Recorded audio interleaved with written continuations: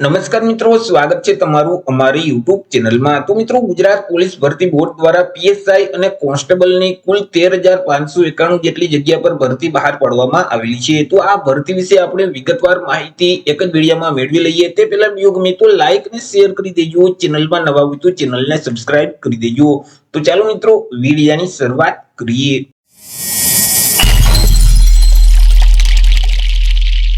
તો મિત્રો, ગુજરાત રાજ્ય પોલીસ દળ છે તો તેમાં વર્ગ 3 સર્વંગની અગત્યની 2 પોસ્ટ એટલે કે પીએસઆઈ પોલીસ સબ ઇન્સ્પેક્ટર અને લોક રક્ષક એટલે કે પોલીસ કોન્સ્ટેબલની જે જગ્યાઓ ખાલી છે તો તે જગ્યાઓ સીધી ભરતીથી ભરવા માટે લાયકાત ધરાવતા ઉમેદવાર પાસેથી ગુજરાત પોલીસ ભરતી બોર્ડ દ્વારા અરજી ફોર્મ મંગાવવામાં આવેલા છે। તો સૌથી પહેલા આપણે ચર્ચા કરી લઈએ કંઈક અગત્યની તારીખ વિશે। મિત્રો, આ જે ભરતી છે તેમાં અરજી કરવી હોય તો ઓનલાઈન અરજી ફોર્મ ભરવાનું રહેશે। અરજી ફોર્મ ઓલરેડી શરૂ કરી દેવામાં આવેલા છે। 3/12/2025 થી અરજી ફોર્મ શરૂ કરવામાં આવેલા છે અને 23/12/2025 સુધી તમે ઓનલાઈન અરજી ફોર્મ ભરી શકશો।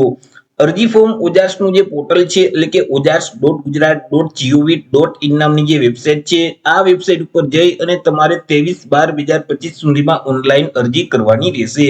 હવે મિત્રો, ઘર બેઠા જો તમારે અરજી ફોર્મ ભરવું હોય તો અમારા જે વોટ્સએપ નંબર છે 6352228352, આ નંબર પર તમે વોટ્સએપ પર મેસેજ કરશો કે અમારે પોલીસ કોન્સ્ટેબલમાં અરજી ફોર્મ ભરવું છે તો તમને નજીવી ફી સાથે ઘર બેઠા જ ઓનલાઈન અરજી ફોર્મ ભરી દેવામાં આવશે।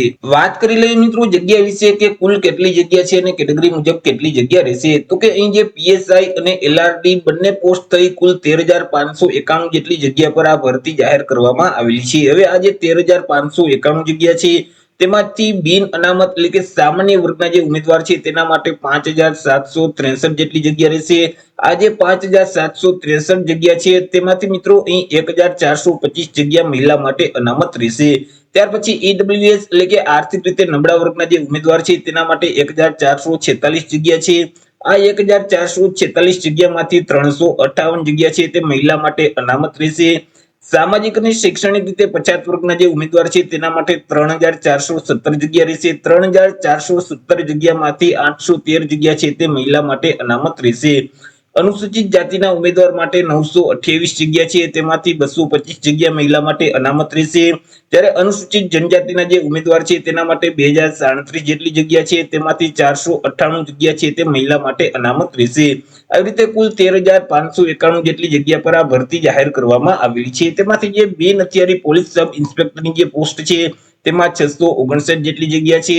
હથિયારી પોલીસ સબ ઇન્સ્પેક્ટરની જે પોસ્ટ છે તેમાં 129 જેટલી જગ્યા છે। જેલર ગ્રુપ બી જે પુરુષો માટેની જે પોસ્ટ છે તો તેમાં 70 જેટલી જગ્યા છે। બિન હથિયારી પોલીસ કોન્સ્ટેબલની પોસ્ટ છે તો તેમાં 6,942 જેટલી જગ્યા છે।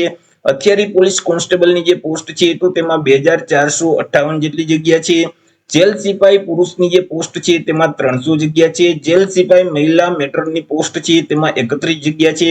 ત્યારે હથિયારી પોલીસ કોન્સ્ટેબલ જે એસઆરપીએફ માટેની જે પોસ્ટ છે તો તેમાં 3,002 જેટલી જગ્યા છે। આવી રીતે કુલ 13,591 જેટલી જગ્યા પર આ ભરતી જાહેર કરવામાં આવેલી છે। ચર્ચા કરી લઈએ એજ લિમિટ અને શૈક્ષણિક લાયકાત વિશે। તો તેમાં સૌથી પહેલા જે પોલીસ સબ ઇન્સ્પેક્ટરની પોસ્ટ છે તેના વિશે આપણે વય મર્યાદા વિશે વાત કરીએ તો અહીં જે ઉમેદવારની ઉંમર છે તે ઓછામાં ઓછી 20 વર્ષ અને વધુમાં વધુ 35 વર્ષની હોવી જોઈએ। એટલે કે અહીં 23/12/1990 પછી ઉમેદવારનો જન્મ છે તે થયેલ હોવો જોઈએ। એજ્યુકેશન ક્વોલિફિકેશન એટલે કે શૈક્ષણિક લાયકાતની વાત કરીએ તો ઉમેદવારોએ કોઈ પણ સરકાર માન્ય યુનિવર્સિટીમાંથી કોઈ પણ વિદ્યાશાખામાંથી સ્નાતક એટલે કે ગ્રેજ્યુએશન છે તે કમ્પ્લીટ કરેલું હોવું જોઈએ। જે ઉમેદવારોએ સ્નાતકની પરીક્ષા પાસ કરેલ છે અથવા તો તે સમકક્ષની પરીક્ષા પાસ કરેલ હોય તો તે ઉમેદવાર આ પીએસઆઈ ની જે પોસ્ટ છે તે પોસ્ટ માટે અરજી ફોર્મ ભરી શકશે। તે સિવાય એલઆરડી એટલે કે પોલીસ કોન્સ્ટેબલ વિશે વાત કરીએ તો એલઆરડી માં અરજી ફોર્મ ભરવા માટે ઉમેદવારની જે ઉંમર છે તે ઓછામાં ઓછી 18 વર્ષ અને વધુમાં વધુ 33 વર્ષની હોવી જોઈએ। એટલે કે જે ઉમેદવારનો જન્મ છે તે 23/12/1992 થી લઈ અને 23/12/2007 ની વચ્ચે થયેલ હોવો જોઈએ। તે સિવાય આપણે શૈક્ષણિક લાયકાતની વાત કરીએ તો ઉમેદવારોએ કોઈ પણ સરકાર માન્ય બોર્ડમાંથી ધોરણ 12 ની પરીક્ષા અથવા તો તે સમકક્ષની પરીક્ષા છે તે પાસ કરેલ હોવી જોઈએ।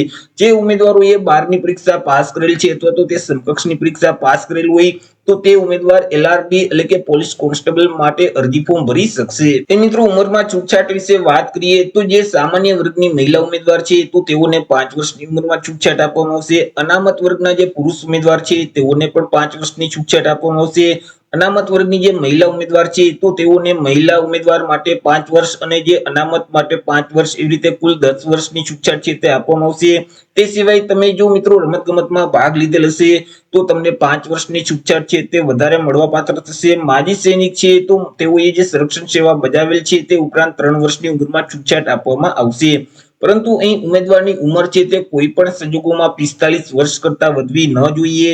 જો ઉમેદવારની ઉંમર 45 વર્ષ કરતા વધી જતી હશે તો તેવા સંજોગોમાં તેઓને ઉંમરમાં છૂટછાટ છે તે આપવામાં આવતી નથી। મિત્રો અહીં ઉમેદવાર પાસે બેઝિક કોમ્પ્યુટરનું નોલેજ પણ હોવું જોઈએ।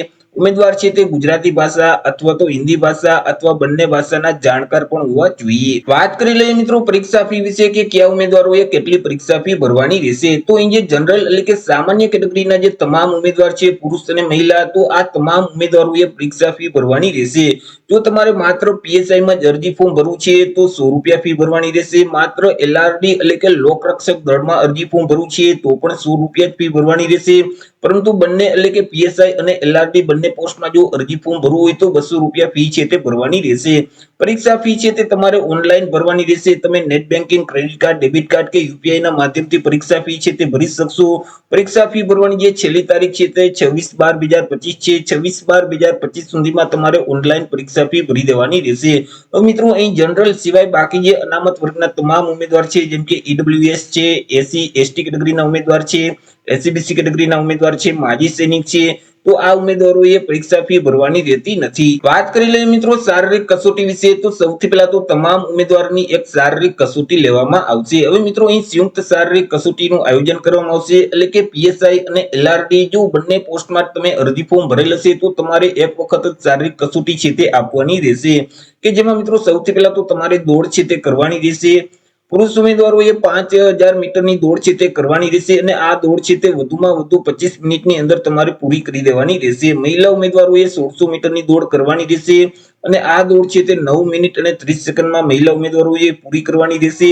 જ્યારે માજી સૈનિક છે તો તેઓએ 2400 મીટરની દોડ કરવાની રહેશે અને તે દોડ છે તે 12 મિનિટ અને 30 સેકન્ડમાં પૂરી કરવાની રહેશે। આ જે દોડ છે તેના માર્ક મેરિટમાં ગણવામાં નહીં આવે, માત્ર ક્વોલિફાય માટે જ આ દોડ છે તે લેવામાં આવશે। ત્યાર પછી ઉમેદવારની એક મેજરમેન્ટ ટેસ્ટ છે તે લેવામાં આવશે કે જેમાં ઊંચાઈ અને છાતીનું માપ લેવામાં આવશે। પુરુષ ઉમેદવારની જે ઊંચાઈ છે તે ઓછામાં ઓછી 165 સેન્ટીમીટર હોવી જોઈએ। પરંતુ મૂળ ગુજરાત રાજ્યના અનુસૂચિત જનજાતિના પુરુષ ઉમેદવાર હશે તો ત્યારે તેમની ઊંચાઈ ઓછામાં ઓછી 162 સેન્ટીમીટર હોવી જોઈએ। છાતી વિશે વાત કરીએ તો પુરુષ ઉમેદવારની જે છાતી છે તે ફુલાવ્યા વગરની 79 સેન્ટીમીટર, જ્યારે ફુલાવેલ છાતી છે તે 84 સેન્ટીમીટરની હોવી જોઈએ। ફુલાવ્યા વગરની છાતી અને ફુલાવેલ છાતી આ બંને વચ્ચે ઓછામાં ઓછો 5 સેન્ટીમીટરનો ડિફરન્ટ આવવો જોઈએ।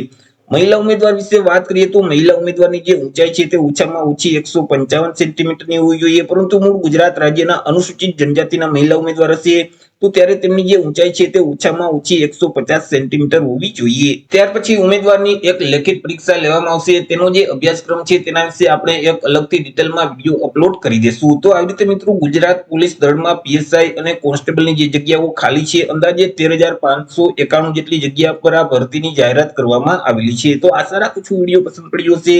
વિડીયો પસંદ પડ્યો હોય તો લાઈક અને શેર કરી દેજો। ચેનલમાં નવા હોય તો ચેનલને સબસ્ક્રાઇબ કરી દેજો। ફરી મળીશું એક નવા ટોપિક સાથે એક નવા જ વિડીયોમાં। ત્યાં સુધી જય હિન્દ, વંદે માતરમ।